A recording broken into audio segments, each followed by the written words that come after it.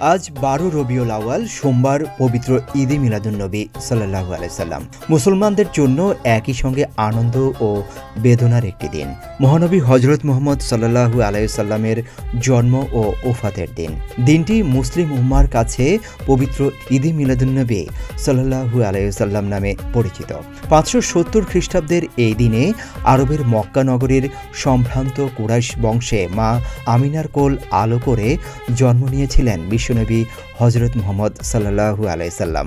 23 বছর ইসলাম ধর্ম প্রচার করে 63 বছর বয়সে 12 রবিউল আউয়াল তারিখেই তিনি ইন্তেকাল করেন। অন্ধকার যুগ থেকে মানব সমাজকে আলোর পথ দেখাতে মহান আল্লাহ তাআলার রাসূলুল্লাহ সাল্লাল্লাহু আলাইহি সাল্লামকে দুনিয়ায় প্রেরণ করেন। প্রায় তিনি হেরা পর্বতের গুহায় ধ্যানমগ্ন থাকতেন। 25 বছর বয়সে তিনি বিবি খাদিজার সঙ্গে বিবাহ বন্ধনে আবদ্ধ হন। 40 বছর বয়সে নবুয়ত লাভ করেন। তিনি সত্যবাদিতা ও সততার প্রতীক হয়ে উঠেছিলেন।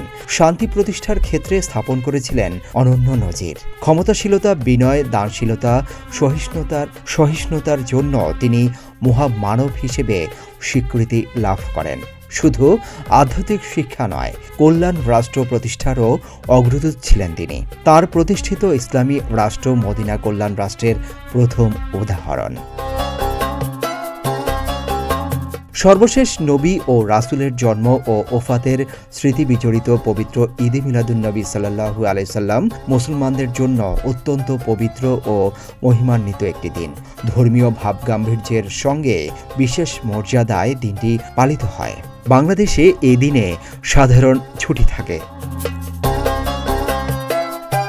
ঈদে মিলাদুন্নবী সাল্লাল্লাহু আলাইহি সাল্লাম উপলক্ষে রাষ্ট্রপতি মোহাম্মদ শাহাবুদ্দিন ও প্রধান উপদেষ্টা ডক্টর মোহাম্মদ ইউনূস পৃথক বাণী দিয়েছেন। বাণীতে রাষ্ট্রপতি বলেন, ধর্মীয় ও পার্থিব জীবনে মহানবী সাল্লাল্লাহু আলাইহি সাল্লামের শিক্ষা সমগ্র মানবজাতির জন্য অনুসরণীয়। প্রধান উপদেষ্টা বলেন, মহানবী হযরত মুহাম্মদ সাল্লাল্লাহু আলাইহি সাল্লাম মানব জীবনের প্রতিটি ক্ষেত্রে প্রতিটি ভূমিকায় অবতীর্ণ হয়ে তিনি বিশ্ব মানবতার জন্য অনিন্দ সুন্দর অনুসরণীয় শিক্ষা ও আদর্শ রেখে গেছেন, যা প্রতিটি যুগ ও শতাব্দীর মানুষের জন্য মুক্তির দিশারি হিসেবে পথ দেখাবে।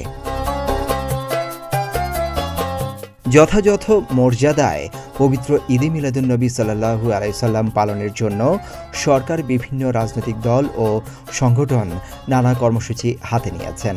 এর মধ্যে রয়েছে মহানবী সাল্লাল্লাহু আলাইহি সাল্লামের জীবনের উপর আলোচনা, মিলাদ ও দোয়া মাহফিল। এদিন বেশি বেশি নফল নামাজ আদায় ও রোজাও রাখেন অনেকে।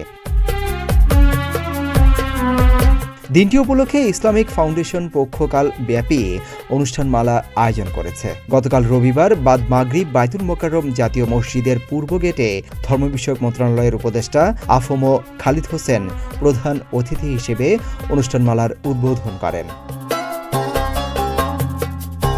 ডেস্ক রিপোর্ট, প্রতিদিনের বাংলাদেশ।